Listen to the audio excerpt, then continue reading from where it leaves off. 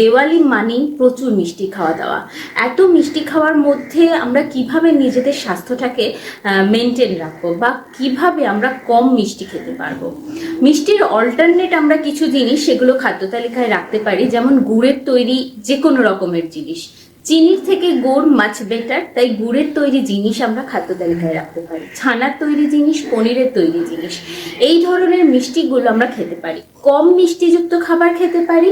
আর মিষ্টি যেদিন আমরা খাবো সেদিন অন্যান্য কার্বোহাইড্রেট সমৃদ্ধ খাবারটা যতটা সম্ভব কম খাওয়ার চেষ্টা করব। সেই দিনকে ভেজিটেবলসটা বেশি করে খাবো, যেটাতে ফাইবার আছে সেরকম খাবার বেশি করে খাবো।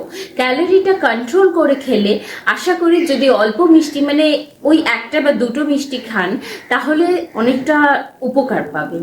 আর যদি মিষ্টি খেয়েই থাকেন তাহলে বলবো তারপরে 2-3 দিন একটু কন্ট্রোল করে নিন, একটু ডায়েটটাকে মেনটেন করুন।